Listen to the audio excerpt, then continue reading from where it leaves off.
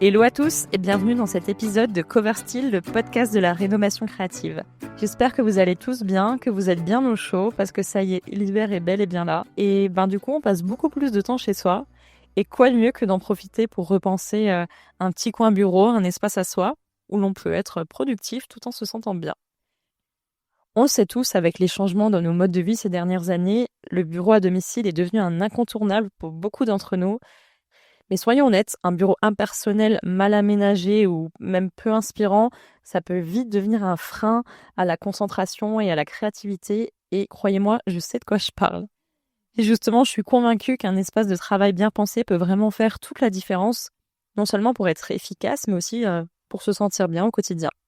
En plus, c'est une belle occasion d'ajouter une petite touche d'éco personnel chez soi, sans forcément se lancer dans de gros travaux ou des dépenses complètement démesurées. À travers cet épisode, je vais donc partager avec vous des conseils pratiques, des idées déco accessibles à tous et même quelques astuces pour optimiser un petit espace tout en basant sur ma propre expérience. Alors pour ma part, comme la plupart des gens qui m'écoutent à l'heure actuelle, je pense, j'ai commencé à vraiment travailler chez moi lorsqu'on a tous connu cette pandémie de Covid, où forcément le télétravail a été beaucoup plus présent qu'avant. Et en fait, de base, j'avais pas un bureau, j'avais pas un espace vraiment aménagé pour travailler. Alors je pense, comme beaucoup, faites-moi signe si c'est aussi votre cas, j'ai commencé à travailler à la table de salle à manger de ma cuisine. Donc forcément, au début, ça fait l'affaire, on va dire, mais plus le temps passe et plus on se dit: «Mince, j'ai vraiment envie, quand même d'avoir un petit coin bureau, et pas être dans ma cuisine ou parce que les autres habitants de la maison passent, ça peut déranger, surtout quand on doit passer des appels». Alors je sais que tout le monde n'a pas justement un espace prévu ou a peut-être dû prendre une pièce qui était déjà existante. Je sais pas, par exemple une chambre vacante, ou un espace, une buanderie, quelque chose comme ça et qui l'a transformé en bureau. Donc ça, je sais que ça a été le cas pour beaucoup de monde. Et donc aujourd'hui, ce que je voulais vraiment partager avec vous, c'était justement des petits conseils par rapport à l'optimisation de ces espaces-là. Alors la première étape, c'est de trouver le bon endroit pour installer votre coin bureau. Alors ça peut paraître évident, mais ça change clairement tout. Si vous avez de l'espace, essayez de choisir un endroit lumineux, idéalement près d'une fenêtre. C'est vrai que la lumière naturelle aide vraiment à rester concentré et de bonne humeur, surtout en hiver, les périodes comme aujourd'hui où déjà il n'y a pas beaucoup de soleil dans la journée, il fait souvent gris. Si en plus vous êtes dans une pièce sombre, forcément ça va quand même avoir un petit impact sur la bonne humeur. En tout cas, c'est mon cas. Alors si c'est pas possible, pas de panique, hein, on verra après comment compenser avec un bon éclairage artificiel, pardon. Si vous vivez dans un petit espace, pensez à des solutions un peu plus astucieuses, un coin de salon, un recoin inutilisé, ou même une table escamotable que vous pouvez replier une fois la journée terminée. Donc en résumé, le mot d'ordre, c'est vraiment de trouver un coin fonctionnel qui peut devenir votre petit espace à vous, votre petit espace dédié, même si c'est dans un recoin qui était au final inattendu de votre appartement ou de votre maison. La deuxième chose importante, chose que je n'ai pas faite tout de suite quand j'ai commencé à travailler, à faire du télétravail, en fait, c'est vraiment d'investir dans une chaise, dans une assise confortable. Donc au début, j'étais, comme je vous l'ai dit tout à l'heure, à la table de ma cuisine, à la table de salle à manger. Donc j'avais une chaise de salle à manger classique. Et en fait, plus le temps passait et plus je me disais, mais j'ai mal au dos, je suis pas bien assise. Et un jour, j'ai décidé d'investir dans une vraie chaise de bureau. Alors, même si on n'a pas forcément envie, surtout si l'espace s'est réduit en plus, une bonne assise, c'est vraiment essentiel pour votre confort et pour éviter des douleurs par-ci par-là. Alors, si vous pouvez, prenez une chaise de bureau ergonomique. Elles sont pas forcément très chères et puis elles apportent vraiment un confort sur le long terme. Après, si vous préférez quelque chose de plus stylé et discret pour s'intégrer à votre déco, choisissez une chaise qui soutient bien votre dos ou alors ajoutez un petit coussin pour être un peu plus confortable. Alors perso, j'ai opté pour une chaise un peu plus ergonomique. C'est un choix que j'ai décidé de faire. Certes, c'est pas une chaise très design, etc. Mais encore une fois, j'ai un espace bureau qui le permet. Donc ça se fond bien, on va dire, dans la pièce. Effectivement, je n'aurais pas mis une chaise de ce type-là dans mon salon ou dans ma cuisine. Mais si vous le pouvez, vraiment, n'hésitez pas. C'est une petite astuce qui rend des longues heures de travail beaucoup plus agréables. Ensuite, il y a l'importance de l'éclairage. Je parlais tout à l'heure de se mettre près d'une fenêtre pour avoir le plus de lumière naturelle possible. Un bon éclairage peut aussi transformer votre espace de travail, surtout si vous n'avez pas de fenêtre à proximité, comme je le disais tout à l'heure.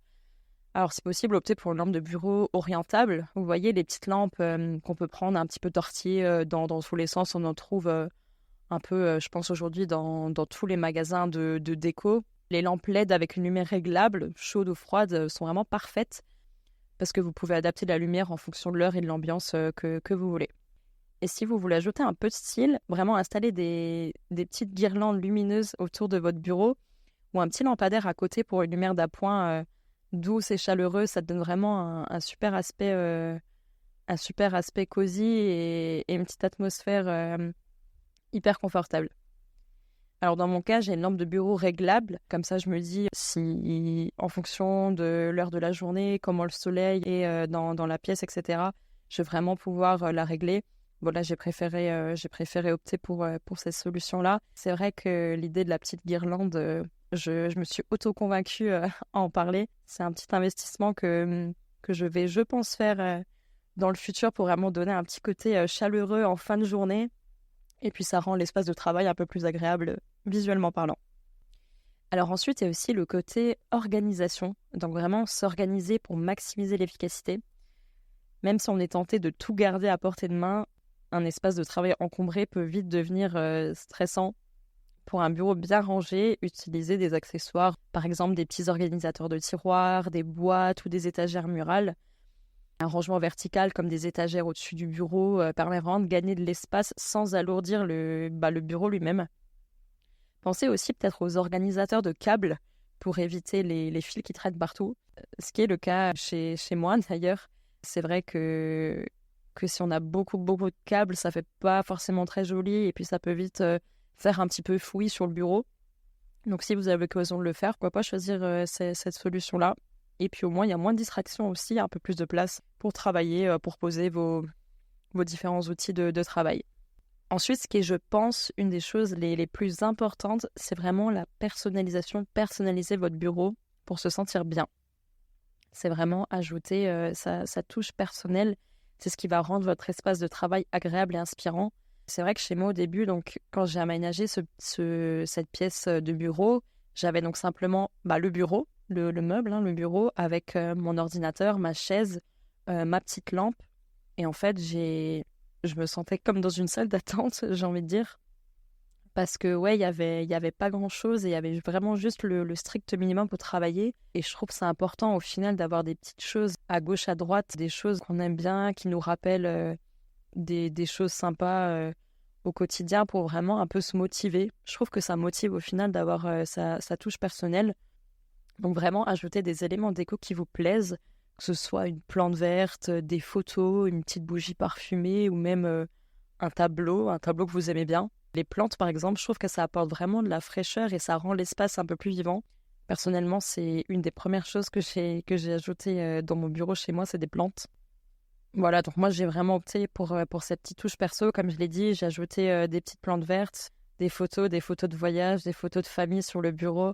Ça permet vraiment de m'évader de temps en temps et puis ça me rappelle des bons souvenirs. Quand je lève la tête, c'est un petit truc qui me fait sourire pendant les journées chargées. Ça permet un peu de se déconnecter le temps de quelques secondes quand on lève la tête de l'ordinateur. Et voilà, je ne peux que le conseiller. Le conseil d'après que je donnerais, c'est vraiment de créer des zones distinctes sur un bureau partagé ou multifonction. Par exemple, si votre bureau il est utilisé pour d'autres activités, si vous bricolez le week-end ou même des repas dans un petit appartement, c'est vraiment important de créer des zones distinctes. Donc, utiliser des rangements spécifiques ou des boîtes pour chaque type d'activité. Par exemple, une boîte pour vos fournitures de bureau, une autre pour les accessoires personnels. Et une autre astuce, c'est de ranger tout ce qui n'est pas lié au travail à la fin de la journée pour retrouver une surface dégagée et vraiment bien organisée dès le lendemain. Dans mon cas, j'ai un bureau que j'utilise pour travailler, mais aussi pour d'autres tâches créatives. Donc, du coup, j'ai des petits paniers dédiés en fait aux fournitures de chaque activité, ce qui me permet vraiment de basculer facilement l'un à l'autre sans tout encombrer, quoi. Le conseil suivant serait d'utiliser des accessoires ergonomiques. Si vous passez beaucoup de temps devant l'ordinateur, les accessoires ergonomiques peuvent vraiment améliorer votre confort et éviter notamment des douleurs. Par exemple, un repose-poignet pour le clavier. Si votre bureau est un petit peu bas ou si vous utilisez un ordinateur portable, peut-être un support pour surélever l'écran à hauteur des yeux. C'est une super option que j'ai d'ailleurs choisie de mon côté. Pour les pieds, un petit repose-pied ajustable pour améliorer la posture et puis pour éviter les petites tensions dans le dos. De toute façon, ces petites choses-là, si vous les avez pas au départ, il y a de grandes chances pour que vous investissiez dans l'avenir parce que vous allez vous rendre compte que forcément, il y a des petites choses comme ça qui peuvent vraiment améliorer son confort. Et selon moi, plus on est à l'aise, plus on est productif. Donc, vous verrez au fur et à mesure du temps en fonction de vos besoins. Conseil suivant, je dirais d'ajouter de la couleur. Ajouter une petite touche de couleur pour la motivation, ça aide beaucoup, notamment si vous êtes de base dans une pièce blanche. Et je pense surtout aux personnes qui sont locataires et qui n'ont pas le droit, qui ne peuvent pas donc repeindre un mur ou faire des petits travaux comme ça. Essayez d'ajouter une petite couleur.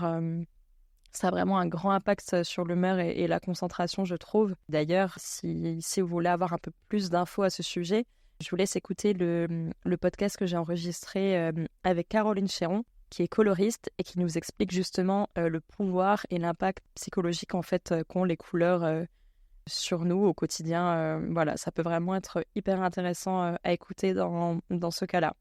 Donc vraiment, choisissez une couleur qui vous inspire, qui vous stimule. Par exemple, le bleu est souvent associé à la tranquillité, la productivité. Voilà, donc si vous avez envie, c'est pas forcément mettre tout un mur. Vous pouvez juste ajouter ça par petites touches par-ci, par-là. Je sais pas, un petit vase déco ou même votre petite lampe amovible de cette couleur. C'est déjà mieux que rien. Même à travers un tapis, des petites boîtes de rangement. Voilà, ça peut vraiment être plein de choses. Il suffit d'avoir les idées. Personnellement, j'ai opté pour quelques éléments dans les tons bleus. Chez moi, notamment, effectivement, des petits vases de couleurs. Je trouve voilà, j'aime bien. Je trouve que ça rend bien. Pour les personnes qui ont un plus petit budget, on peut vraiment se faire plaisir et trouver des choses très sympas dans les magasins de décoration. Ensuite, ce que vous pouvez faire aussi, c'est intégrer des éléments inspirants. Après, tout dépend, ça dépend de plein de choses, de ce que vous faites, combien d'heures vous travaillez, combien de jours par semaine vous travaillez chez vous. Je pense que travailler chez soi, c'est aussi l'opportunité d'ajouter des touches qui nous inspirent personnellement, des choses qu'on ne peut pas forcément ajouter quand on travaille dans des bureaux avec d'autres personnes. Des photos de famille, des citations motivantes, des souvenirs de voyage. Vous pouvez utiliser par exemple un petit tableau de liège ou un panneau d'inspiration pour épingler vos idées. Placez un objet que vous aimez, comme, je sais pas, une sculpture, un livre que vous aimez bien sur votre bureau. L'important, c'est vraiment d'avoir des éléments qui vous rappellent vos passions ou vos objectifs et qui finalement vont vous motiver, même inconsciemment, tout le long de la journée. Ensuite, le dernier conseil que je donnerais, surtout si vous n'avez pas une pièce vraiment spécifique, un bureau en fait, si vous avez juste un petit coin aménagé, par exemple au fond de votre salon ou vraiment dans une pièce de vie, mon dernier conseil serait peut-être de définir des petites limites visuelles pour séparer la partie travail et la partie vie personnelle. Quand on travaille chez soi, c'est vrai que c'est parfois difficile de faire la distinction entre espace de travail et vie perso. Donc avoir des limites visuelles peut aider. Je vous donne quelques idées. Par exemple, utiliser des cloisons, un petit paravent ou même un petit rideau pour séparer vraiment visuellement votre espace de travail. Surtout si vous travaillez dans une pièce multifonction, comme par exemple le salon.